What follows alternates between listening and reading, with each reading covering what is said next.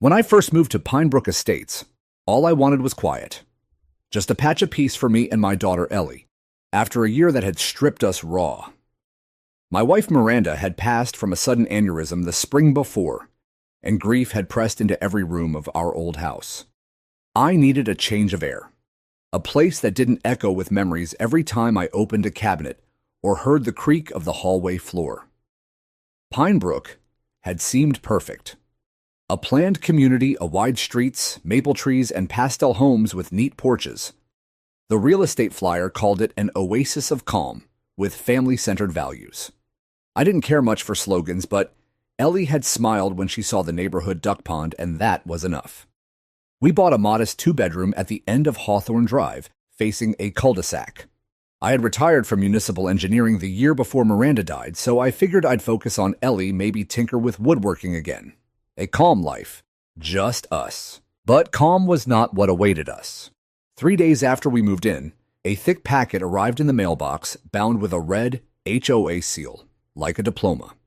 Inside were 27 pages of regulations, welcome messages, and fines. You could be cited for faded garden gnomes for leaving a trash can visible on your driveway for more than 3 hours, even for growing vegetables in the front yard. I'd lived through code compliance. This was something else entirely. I skimmed through it and muttered, "Well, they sure like their rules." "Who's they?" Ellie asked. I looked up. She stood in the doorway, hugging her sketchpad to her chest like armor. She had Miranda's eyes green and always searching. "The HOA," I said. Homeowners Association. They help manage the neighborhood. Are they nice? I hesitated. "We'll find out." We did quickly.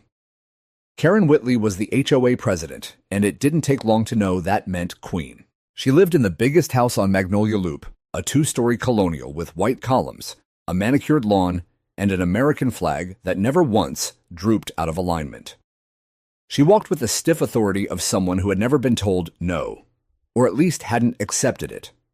I met her in person when I tried to plant a small apple tree in our front yard. She appeared mid-hole, marching across my lawn, in slacks and a windbreaker embroidered with HOA board in script gold. Her lipstick was red. Her eyes were colder than shade.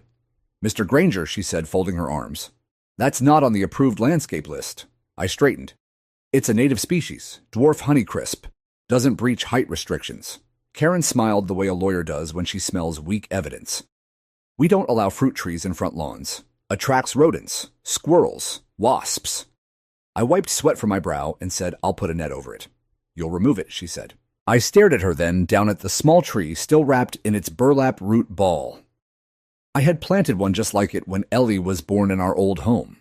It had bloomed white that spring. Miranda used to read books beneath it. "You'll receive a notice by mail," Karen added, and walked away without waiting for my reply.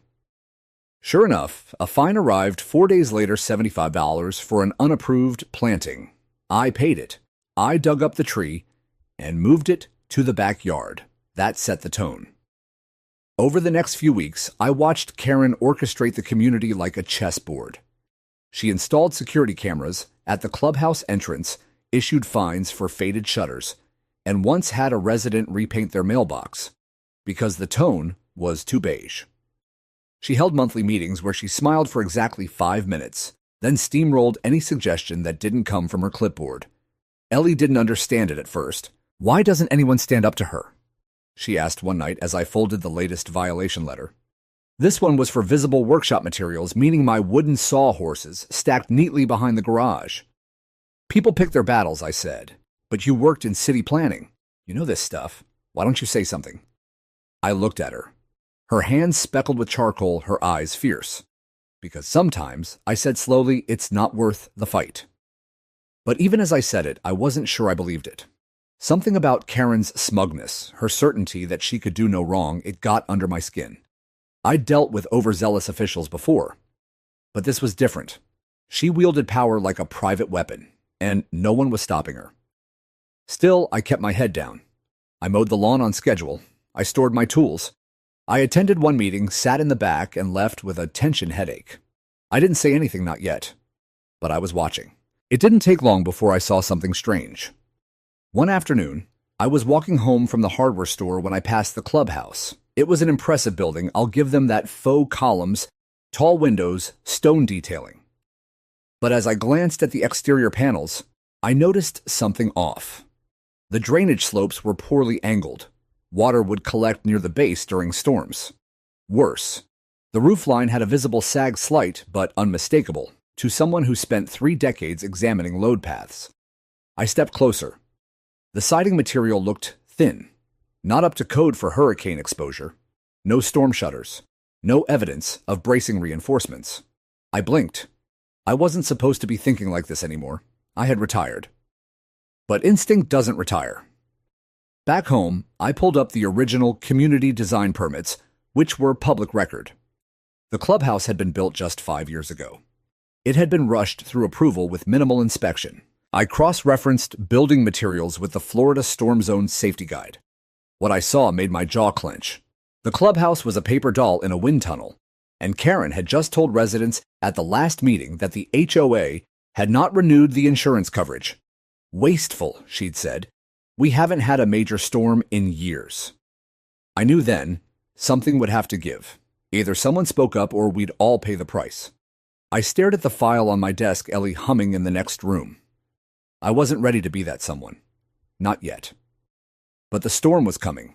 The first sign that Karen's authority was metastasizing came in the form of a budget restructuring memo slipped into everyone's mailbox like a party invitation. It was printed on heavy cardstock and stamped with a gold HOA emblem. I remember holding it up to the light, amused by the theatrics, until I read what was inside. In neat bullet points, Karen had itemized a list of non-essential expenditures that were to be either suspended or eliminated. Among them, the neighborhood's annual fall festival new playground equipment for the kids' park, the tree pruning schedule, and most shockingly, the renewal of the HOA's catastrophic property insurance. I must have read that line 3 times. The clubhouse, the tennis courts, the shared greenbelt, all uninsured in the face of floods, hurricanes, or structural collapse. I blinked and reread it again. But the ink didn't change. At the bottom of the memo in Karen's confident cursive was the final flourish. We believe in accountability, not fear-mongering. Risk is part of life. Let's not bankrupt the community preparing for what may never come. It wasn't just delusional, it was negligent. I folded the memo in half and slid it into my file cabinet. By then, I'd already started collecting documents. Not out of paranoia, out of habit. I'd spent my working life around officials who cut corners and contractors who winked at safety codes. I'd learned to watch for the tells. The next HOA meeting was packed. Karen stood at the head of the room in her usual navy blue pantsuit, flanked by her loyal board members Roger Wilkes, a man with too much hair gel and not enough spine, and Denise Morgan, who nodded any time Karen so much as cleared her throat. "Let's begin," Karen said brightly, adjusting her mic. "I trust you all received the budget memo." A few residents murmured. A woman near the front, Nancy, raised a hand. "Is it true we're canceling the insurance? What happens if something happens to the clubhouse or the pool?" Karen smiled tightly. "Nancy, thank you for your concern. But the data shows that we've gone 7 years without a major storm. Premiums have increased 18% since last year. That's money we can't justify spending when the risk is statistically low." "But it only takes one storm," Nancy replied. Karen cut her off with a wave.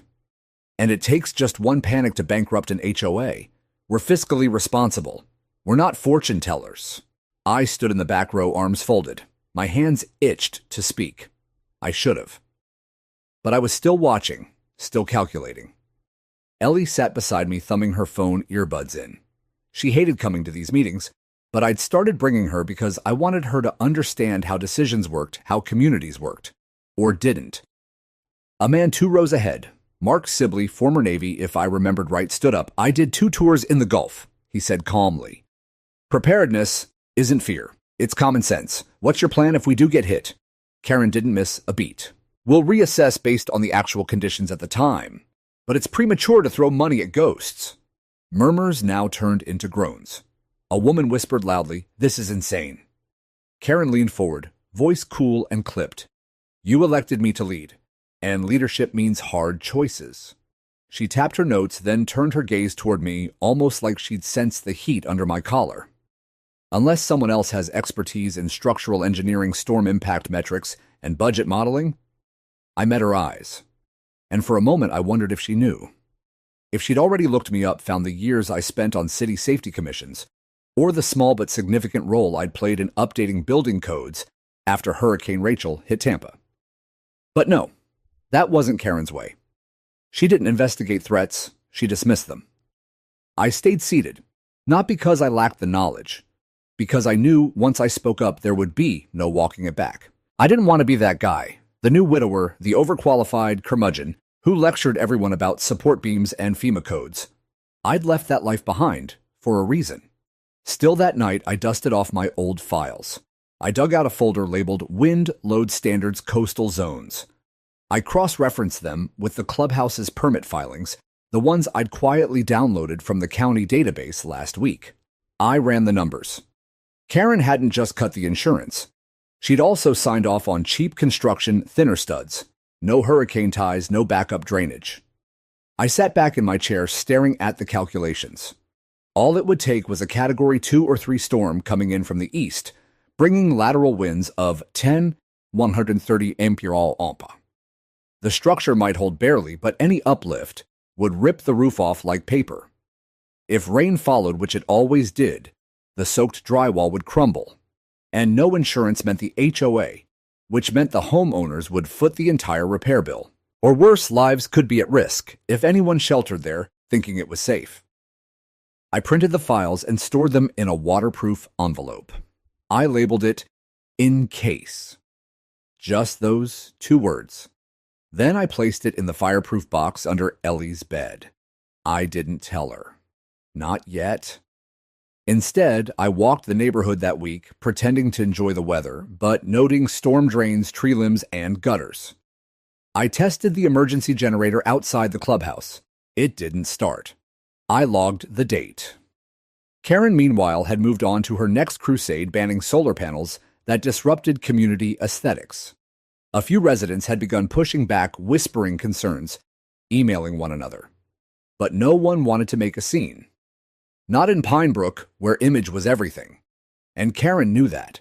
She ruled by inertia, keeping people just comfortable enough to avoid confrontation, just threatened enough to stay silent. One evening, I watched her walk across the greenbelt, clipboard in hand, passing a couple of boys tossing a football. She didn't smile. She just pointed to a patch of trampled grass and made a note. Ellie, who had come with me for the walk, shook her head. "She's not even pretending to care anymore. She doesn't have to," I said quietly. And that I realized was the real danger. Because people like Karen only lose power when someone dares to pull the curtain back and shows the others that the wizard isn't real. But for now, she was still behind the curtain barking orders, and we were all still listening. The first time I tried to speak up, I wasn't planning to. It was early June, and I had stopped by the clubhouse to pick up a community events calendar for Ellie. She'd finally started drawing again, not just sketching in grayscale, but using colors, pastels, even watercolor pencils. She wanted to enter the junior art exhibit during the Pine Brook Summer Fair. It was one of the few events Karen hadn't cut. I stepped inside the clubhouse and was met by the faint smell of lemon polish and drywall dust. The air felt strange, heavier than usual. As I moved through the main room toward the bulletin board, my footstep echoed differently. I paused. The floor sagged beneath me. It wasn't dramatic, just a subtle give like walking on a loose deck board. But in a structure, this knew there shouldn't have been any movement. I crouched and pressed my palm flat against the baseboard. It was damp. I followed the moisture trail to the corner window where the seal had cracked, letting in rainwater. Rot had begun working its way into the subflooring. The molding was swollen. A musty scent hovered beneath the lemon polish. I knew that smell. And I knew what it meant. A structure compromised by water intrusion was a structure that could collapse inward if the right pressure came from above. Add high wind, and you'd have splinters before morning. I turned on my phone's flashlight and ducked down, checking the bottom of the columns flanking the room. One of them, purely decorative, had started warping at the base. Cosmetic, maybe. But it told me the building had been improperly sealed, and this place was supposed to serve as a designated storm shelter. I stood up slowly, unease bubbling in my chest. I had meant to be in and out in 5 minutes, but my instincts had dragged me into something deeper, again. Karen appeared from the hallway, stilettos clicking. "Mr. Granger," she said with a smile tight as fishing wire. "Here for the events flyer," I straightened. "Yes, and also I noticed some signs of water damage near the southern window. Looks like there's rot under the molding. Have we had it inspected recently?" Her smile didn't move. "We've had some unusually humid days," she replied. "The cleaning crew has been notified. It's not humidity," I said evenly. "It's infiltration. Likely from a failed window seal. You might also want to check the subfloor before we get more rain." She crossed her arms, clipboard in hand. "I'm sorry. Are you a contractor?" "No," I said.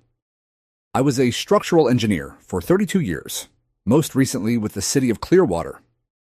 Something in her jaw twitched. I continued. "I helped revise the residential code after Hurricane Rachel. That included shelter integrity audits. What I'm seeing here, the drainage angle, the column warping it, concerns me." She gave a little exhale through her nose and took a step forward. "Mr. Granger, I understand that your background may lead you to certain theories, but this clubhouse was approved by the county. It passed inspection. And quite frankly, I'm a little surprised by your tone." "It's not tone," I said. "It's math." Karen looked around. The place was empty, but she still dropped her voice as if managing PR optics. "We appreciate your concern," she said, "but the board handles maintenance evaluations, and unless you're on the board, your observations remain advisory." I wanted to snap back to ask her how many advisory warnings she'd ignored in her life, how many buildings she'd seen fold like envelopes under stress. Instead, I nodded once and walked out. Back home, I emailed the board a formal notice of concern. I included pictures marked structural points, even a link to FEMA's updated storm shelter requirements. I CC'd 2 other homeowners I'd heard murmuring at last month's meeting, Sibley and Nancy. I asked them to bring it up officially at the next gathering. Then I waited. 2 days later, I received a reply from Karen. "Thank you for your detailed thoughts, Mr. Granger. After reviewing your message with our advisory consultant, we have determined that no further action is required at this time. Our maintenance team has been instructed to touch up minor areas of cosmetic wear. We ask all residents to refrain from fear-based speculation that may create unnecessary anxiety within the community." Fear-based speculation. They were her favorite words. Not risk assessment, not preventative maintenance, just fear. But fear had nothing to do with it. Facts don't care how they feel. That weekend, I walked past the clubhouse during an afternoon drizzle and saw 2 teenagers walking out with towels and pool bags. The door closed behind them with a hollow clang. I watched the gutter overhang spill water onto the same warped corner, still unsealed. I crossed the street and approached the building again. This time, I crouched by the utility panel, shielded by a metal box mounted to the back wall. The lock was rusting. Inside were the emergency cutoff switches and the backup generator trigger. I didn't tamper. I just noted the date and the condition. Then I emailed the county anonymously. I didn't report a violation yet. I just asked whether the clubhouse had been registered in the emergency shelter registry. The reply came 2 days later. Pinebrook Estates Clubhouse is not currently listed as a certified storm shelter. So, not only had the HOA canceled insurance, they'd been allowing residents, many of them seniors, to assume the building was a fallback haven in case of evacuation failure. And Karen knew it. I printed that email too, added it to the file under Ellie's bed. At the next HOA meeting, Karen didn't bring up my email, but she did bring up rumors. "There has been some recent misinformation," she said, "regarding the integrity of our beloved clubhouse. Let me assure you, our inspections have all come back clean, and we remain a safe, thriving community." Several residents clapped. Others just glanced around, uncertain. I sat quietly, resisting the urge to raise my hand and lay it all out. But this wasn't the right crowd. Not yet. They weren't ready to believe the storm was real, not until it came knocking. And it would. The air changed first. It always does. People who've lived through serious storms will tell you that before the clouds roll in, Before the sirens scream, before anything cracks or breaks or flies, there's a stillness, a kind of false peace. The wind dies, the birds vanish, and the light goes silver. The air thickens like it's holding a secret. It was the third week of August when the weather reports began to shift from routine alerts to worried murmurs. A low-pressure system had formed in the Gulf, moving slow but gathering strength. They called it Tropical Depression Ignacio at first. By the next morning, it was Storm Ignacio. 12 hours later, it became Hurricane Ignacio, a Category 2, with warm water feeding it like oxygen. The local news began covering it nonstop. I tuned in with a sense of quiet dread. The projected path placed it just south of us, but close enough for concern. The weatherman pointed at satellite images, his voice measured but increasingly urgent. We expect significant wind shear heavy rainfall and potential flooding in the greater metro area. Coastal communities and low-lying regions are advised to prepare evacuation routes. That included us. Pinebrook Estates wasn't exactly beachfront, but it sat in a bowl-shaped depression with poor natural drainage and a retention pond that hadn't been dredged in years.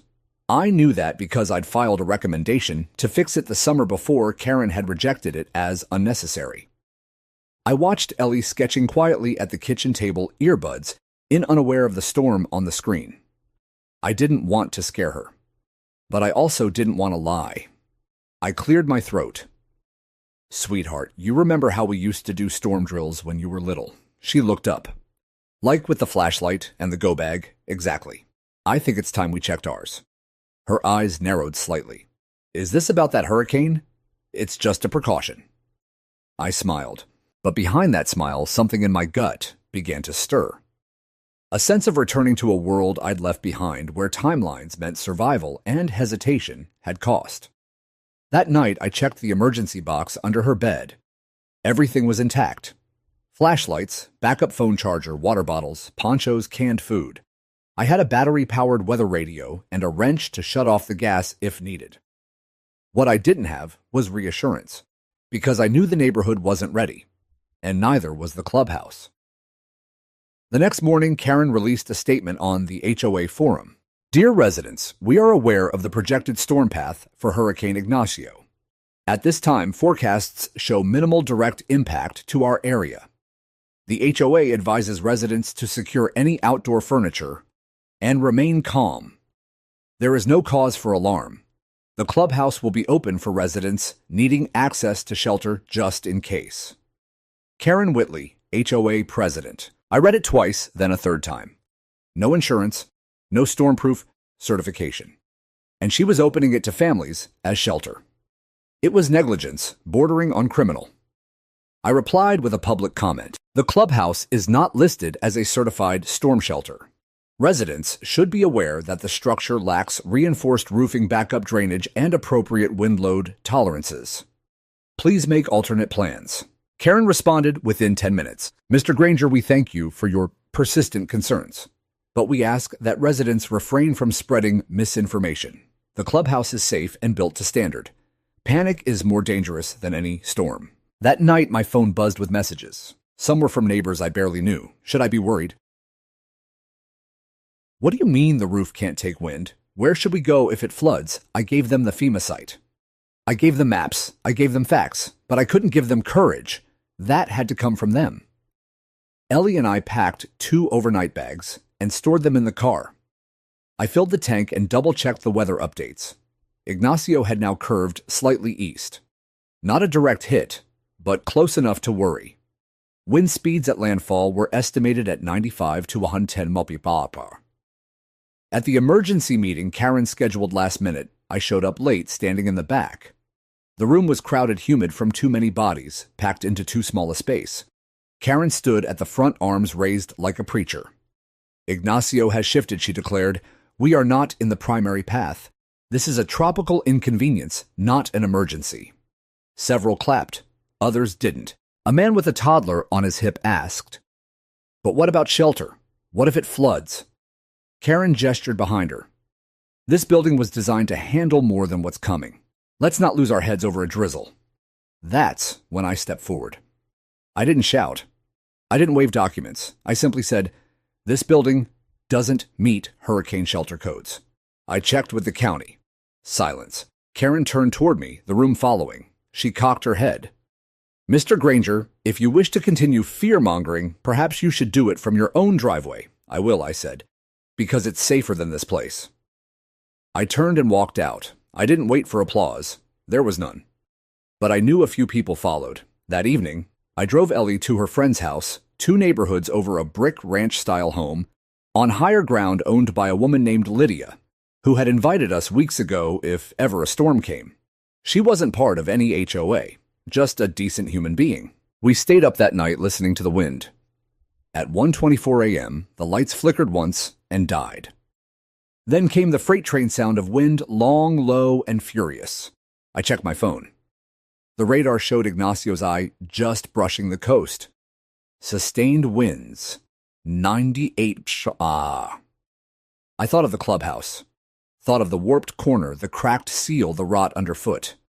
I didn't sleep. And in the morning, my phone lit up with 27 notifications. Photos, videos. The Pinebrook clubhouse shattered. Roof gone. Walls split. Water gushing through buckled drywall. The crown jewel of Karen's kingdom flattened like a cheap tent. And for once, the air smelled not of storm, but of reckoning. They say storms have no memory, that they rage, destroy, and leave indifferent to who stood in their path. But I remember everything. The wind was what I noticed first, not the speed, but the tone. I'd heard wind howl before, but this was something different. A deep groaning roar that didn't stop. It sounded like a living thing dragging itself across the rooftops, angry and relentless. Ignacio wasn't just passing by. It was pushing into us with full force, ripping at everything not bolted down. The house we sheltered in Lydia's held strong. Her husband had reinforced the roof trusses and retrofitted hurricane clips years ago. I'd helped him with the permit applications back when Miranda was still alive. Funny how the small things you do without thinking come back to shelter you years later. Ellie sat beside me on the floor in the hallway, curled into a blanket with her sketchpad gripped like a security blanket. Her eyes were wide but quiet. She hadn't said much since we left our house. She didn't need to. Her silence was the voice of instinct. Something in her knew this wasn't just rain. At 2:07 a.m., the emergency alert screamed through our phones. Severe wind gusts exceeding 100 mph. Flash flood warnings in effect. Seek higher ground. The power blinked, flickered, then died. I turned on the weather radio. The updates were chaotic multiple feeder bands, infrastructure failure across parts of the city.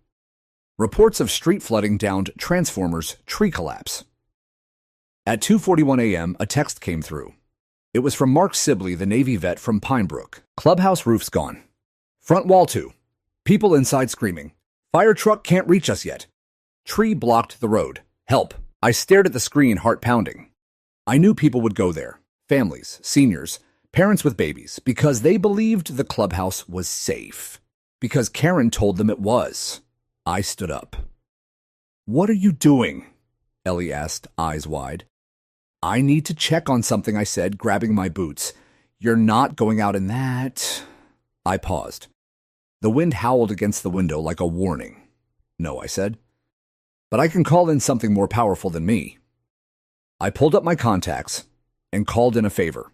An old friend, Paul Dietz, a fire captain with city jurisdiction. We hadn't spoken in 2 years. But when I said the words collapsed, clubhouse families, trapped Pinebrook estates, he didn't hesitate. "I've got 2 crews rerouting now," he said. "You better be right." I said and hung up. At 3:15 a.m., Mark texted again. "Water's pouring through, ceiling falling, kids crying. Karen's freaking out. This is bad, man." My chest tightened. Another neighbor messaged next. "Nancy, didn't listen to you. I'm sorry. It's a nightmare in here." I clenched my fists and looked out into the darkness. The storm didn't let up until after 4 a.m., and even then, the wind dropped in steps, not suddenly, like a beast reluctantly backing away.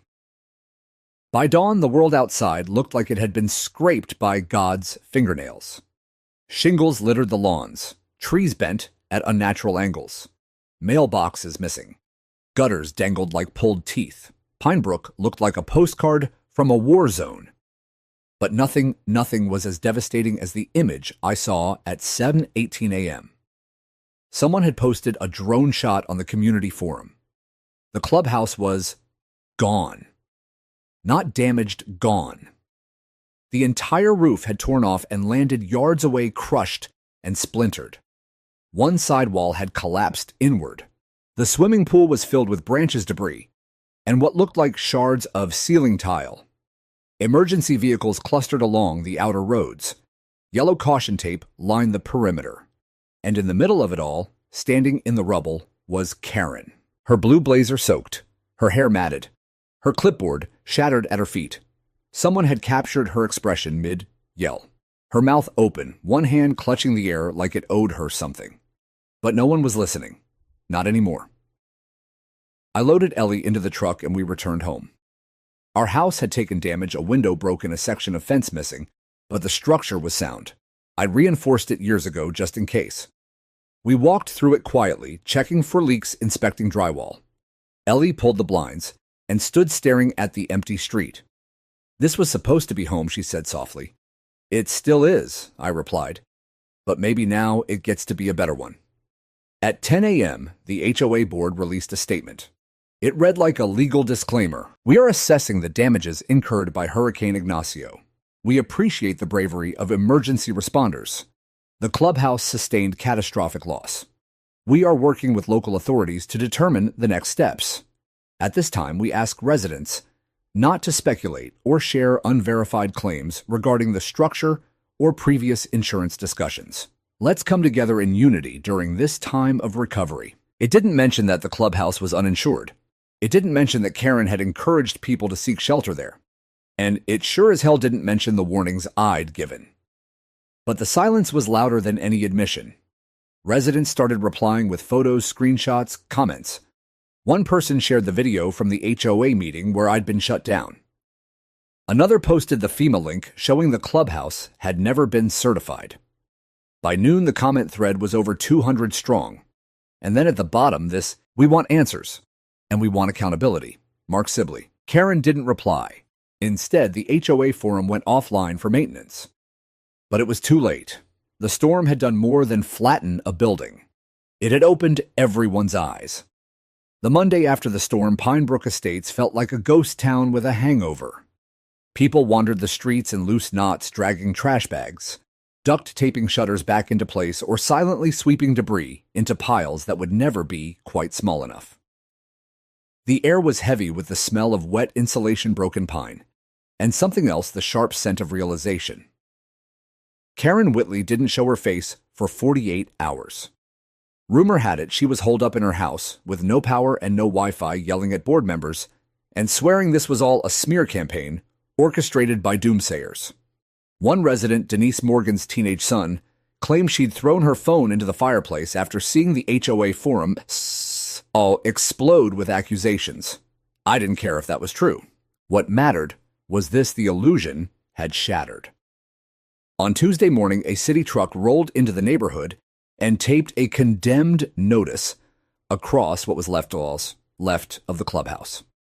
A bright orange sticker flapped in the wind, declaring the structure unsafe, unsalvageable, and legally sealed, pending investigation. By mid-afternoon, the press had picked up the story. The headline ran, "HOA shelters residents. In uninsured building clubhouse collapses during storm." I stood in my driveway holding Ellie's hand, watching the news van idle near the pond. They'd interviewed Mark and Nancy. Both had come forward with text screenshots, voicemail recordings, and statements. What they didn't have were the documents. But I did. Every email I'd sent, every photograph I'd taken, every structural report I'd printed, highlighted, and stored in the file beneath Ellie's bed. I didn't release them yet. Not all at once. I started small.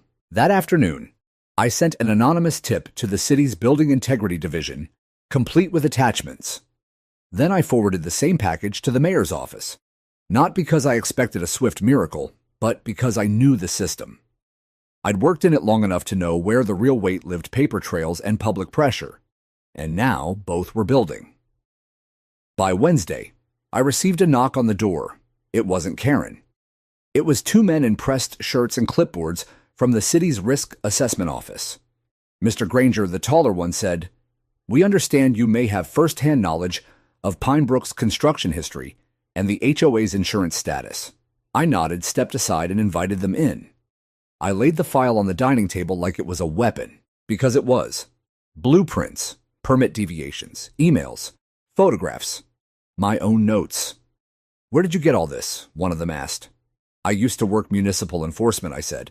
"Old habits die hard." They spent an hour scanning, photographing, logging everything into evidence bags. When they left, one of them shook my hand and said, "Thank you. You may have saved some lives." I didn't feel like a hero, just a man who'd seen the cliff edge and yelled. What happened next was as predictable as rain on wet concrete. On Thursday morning, Karen tried to speak. She posted a shaky, low-resolution video to the neighborhood group, her face, pale voice trembling between self-pity and passive aggression. "I've done everything I could for this community. For years, I never wanted this." The board agreed on the budget decisions. I didn't act alone. We were misled by contractors. We were failed by the system. Her eyes darted off camera several times as if looking for someone to feed her lines. Then she made a mistake. She said my name. And I find it disappointing that someone like Thomas Granger, who claimed to have knowledge but refused to participate constructively, would now seek to throw stones. The comment section caught fire. "He warned us," someone posted. "I remember that meeting." She laughed at him. "He's the only one who told the truth." By noon, Karen's video had more angry reactions than views. She deleted it before dinner. The next day, a petition began circulating, "Vote to dissolve the current HOA board." Within 24 hours, it had over 70% of the neighborhood's signatures. And then the storm inside the HOA office started to match the one we'd just weathered outside. Resignations poured in. Roger Wilkes was the first, his letter typed in Comic Sans, riddled with spelling errors, and ending with, "I didn't sign up for this." Then Denise Morgan stepped down, citing emotional stress. By Sunday, the only board member left was Karen. But the county had already intervened. They froze the HOA's access to emergency funds, pending investigation. City attorneys subpoenaed the HOA's meeting records, financial accounts, and voting history. And the residents, they came together in a way I hadn't seen before. People who never spoke to each other began knocking on neighbors' doors, checking on elderly residents, organizing meal drop-offs, and debris cleanup. Kids drew chalk hearts on the sidewalks. Teens used wagons to deliver supplies to homes still without power. I helped coordinate an unofficial rebuilding committee. We weren't sanctioned, not yet, but we didn't wait for permission. We drafted a plan to apply for emergency infrastructure grants, started reviewing insurance packages, and sent out ballots for a new board. I didn't campaign, but they wrote my name in anyway. On Tuesday evening, Ellie and I stood under the string lights that someone had hung across the broken gazebo. A little girl handed me a card made from construction paper. On the front was a drawing of a house with no roof. Inside it said, "Thank you for saving us," from Emma, age 7. I held it for a long time. Ellie nudged me. "So, are you going to be the new HOA boss now?" I smiled. "I'm not sure that's a promotion. You'd be better than her. Most people would." She leaned her head against my arm. But she was so loud. "Being loud doesn't make you right," I said. "Just heard." And for the first time in a long time, I felt something settle inside me. Not vindication, not victory, but a sense that maybe, just maybe, something good was growing in the wreckage. By the time the county's investigative team arrived with clipboards and neon vests, Pine Brook's clubhouse looked like the skeleton of a broken promise. Yellow tape flapped in the wind like warning flags. The concrete foundation was cracked down the center split, like the community it once tried to unify. And tucked between the rubble like bones left after a feast were the real secrets, shortcuts, violations, and stamped lies pretending to be approvals. The investigators were thorough. They moved through the wreckage with practiced precision, photographing steel beams that hadn't been welded properly, documenting anchors missing from the foundation base, and peeling away drywall to reveal black mold stretching like veins across the wood. But they weren't the only ones uncovering things. Nancy stopped by my house one morning, eyes shadowed with sleeplessness, but sharp with purpose. I was on the HOA board for a month, she said, gripping a manila envelope. Back in 2018, before Karen pushed me out. I nodded. I remember. You resigned after that argument over the clubhouse funding. Her mouth tightened. I didn't resign. She falsified the vote record, said I had a conflict of interest. She handed me the envelope. Inside were printed emails, notes from early meetings, and a scanned document that made my stomach twist. A change order signed by Karen that replaced the hurricane-rated roofing materials with a cheaper alternative. She had saved $12,400. On paper, she'd logged it as aesthetic upgrade, lighter paneling. No approval vote, no contractor signature, just her initials. I leaned back in my chair, the paper hot in my hands. This, I said, isn't just negligence. Nancy nodded. It's fraud.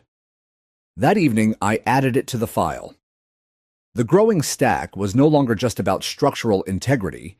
It was about moral rot. And Karen hadn't just cut corners. She'd built an entire framework of half-truths and arrogance, resting on the belief that no one would question her because no one ever had. Until now. News crews returned to Pine Brook that weekend, not just local affiliates, but regional networks. A segment aired under the title, When Power Fails Twice. How one HOA leader ignored storm warnings and got burned. They asked for interviews. I declined. But I gave them the documents. No editorializing, just facts. Karen's signed approvals. Her dismissals of inspection warnings. The budget sheets showing she had reallocated funds from structural maintenance to decorative landscaping projects and security cameras. One line item even included a $2,000 invoice for board member retreat spa weekend, and right below it, a denied invoice for roof drainage repair, clubhouse south wing. The internet did the rest. Within 48 hours, HOA watchdog groups picked up the story. Threads exploded with homeowners from other communities sharing similar experiences. Hashtags like #HOAFail and #KarenCollapse trended on local forums. The storm had become a symbol. Karen tried to vanish. Her mailbox overflowed. Her car disappeared from the driveway. At one point, a for sale by owner sign appeared in her yard, only to be graffitied the next day with the words, unsafe at any speed. But she couldn't hide forever. A week later, I received a call from an attorney representing a group of families who had sheltered in the clubhouse that night.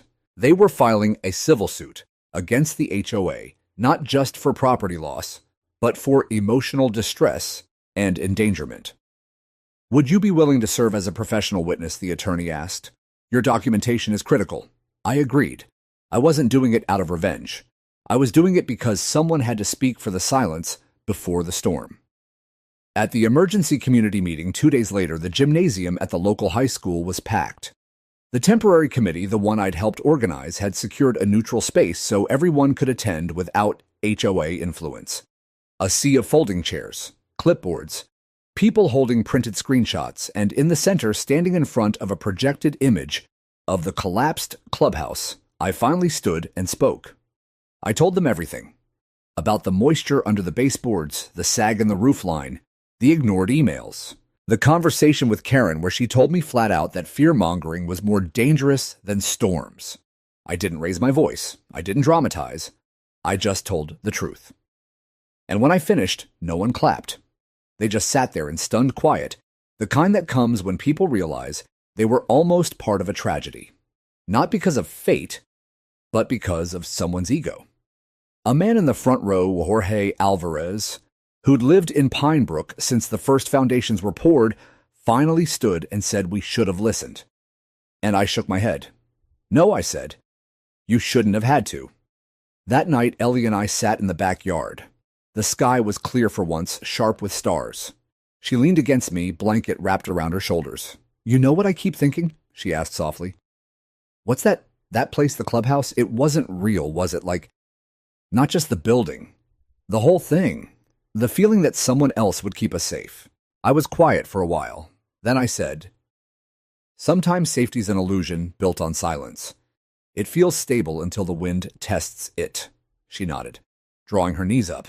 So, what now? I said we build something real. It started with a knock on Karen Whitley's door. A quiet one, not the dramatic battering ram from a movie, not the kind that woke up an entire neighborhood. Just a single firm rap on her grand colonial door. According to Denise Morgan, who had been out walking her poodle at the time, Karen opened the door with a look of forced politeness that didn't last long. Standing on her porch were 2 county investigators and a plainclothes officer holding a clipboard. Karen didn't scream. She didn't run. But she didn't speak either. They handed her a letter and official notice that Pinebrook Estates Homeowners Association was under formal investigation for gross negligence, falsification of financial documents, and endangerment of public safety. The footage from a doorbell camera across the street went viral in our local HOA accountability group. She shut the door with trembling hands, but the story was already wide open. 2 days later, subpoenas landed in the inboxes of every remaining board member as well as the HOA's former contractor. I received a call from the attorney I'd spoken with before this time, with more intensity. "Mr. Granger, we're filing a class action suit. 31 families have signed on."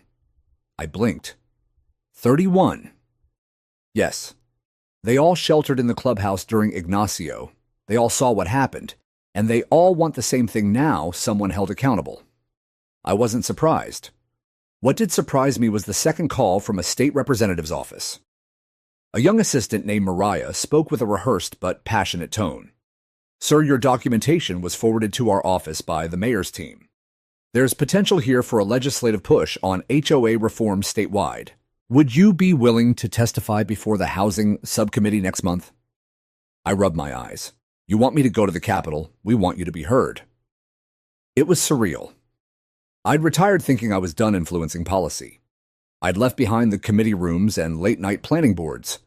But suddenly, my quiet warnings had become the catalyst for something much louder, a reckoning. Meanwhile, Pinebrook was transforming faster than anyone expected. The temporary HOA Oversight Committee I helped found had become the de facto leadership. We weren't paid, we weren't elected, and we didn't want to be kings. But we listened. We answered questions. We got things moving. Mark Sibley led the rebuilding safety inspections. Nancy organized support groups for families who'd lost property. Teenagers formed a volunteer corps to help clean out flooded garages and throw away moldy drywall.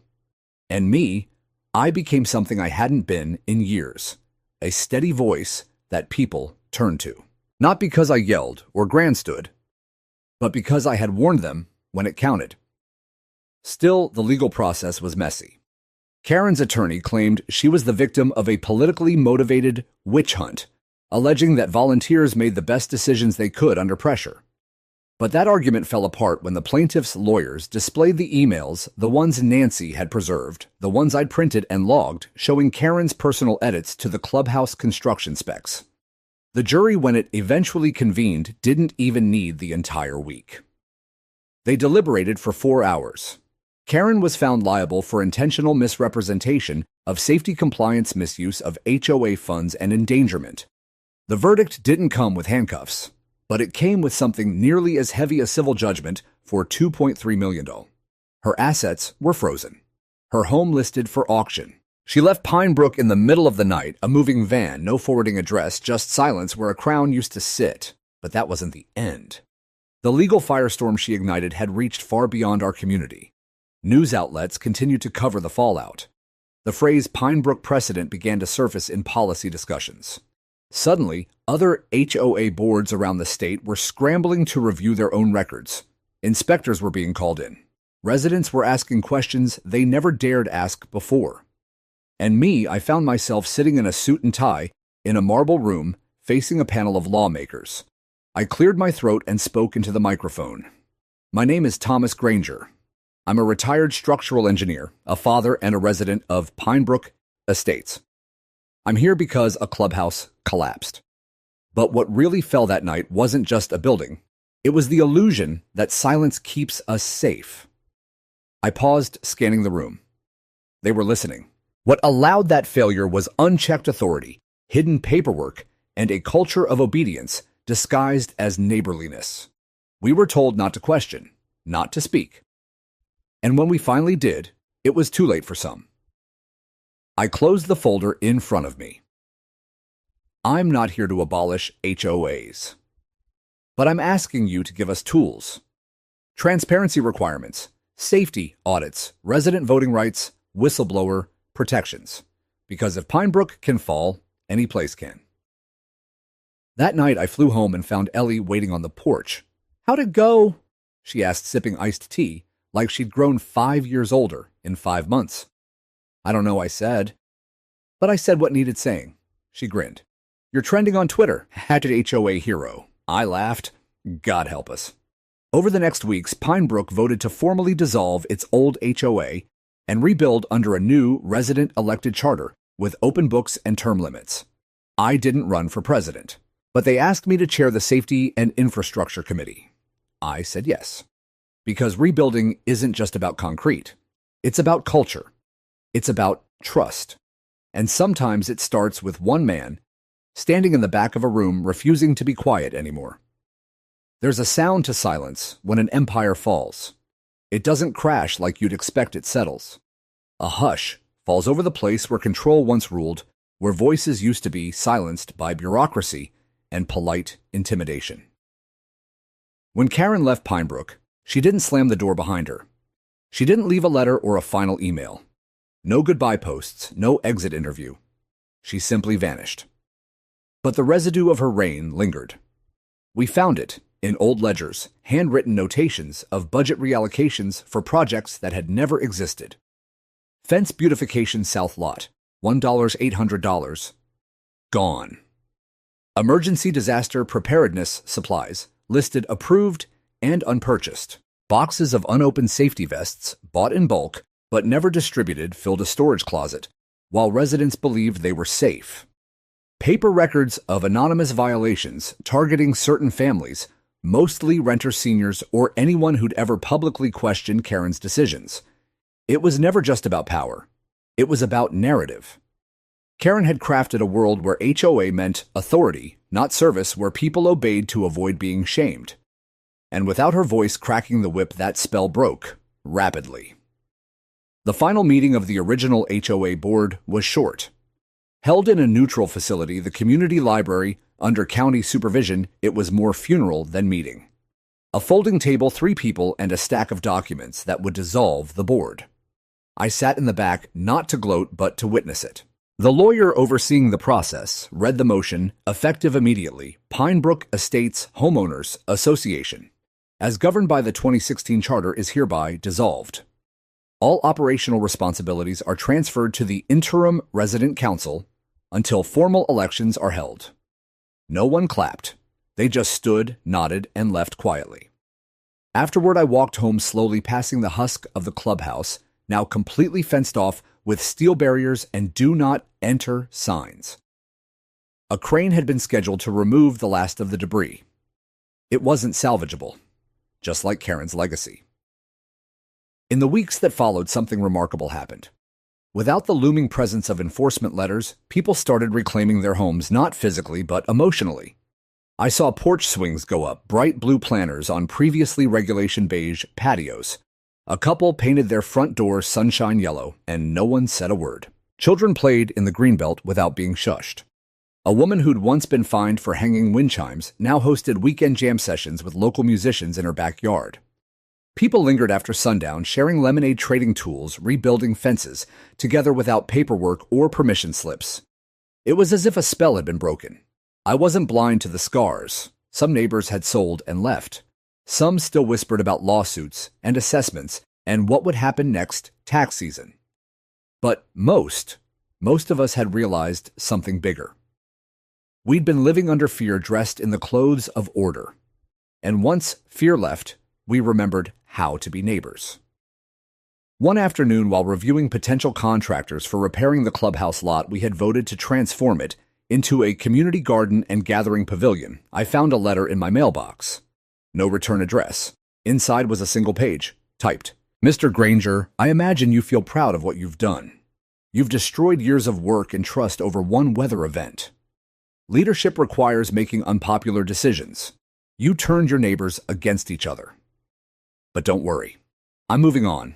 Some communities still value strength, K. No signature, no apology. Just the final hiss of a snake slithering off stage. I read it once, then set it aside. I didn't need to keep it. Her voice, once so omnipresent in our lives, now rang hollow, a ghost echoing through an empty auditorium. Later that week, Ellie and I attended the dedication of the new garden site. Neighbors had gathered on what remained of the clubhouse foundation, cleared and leveled. Volunteers planted rows of sunflowers, tomatoes, squash, and herbs.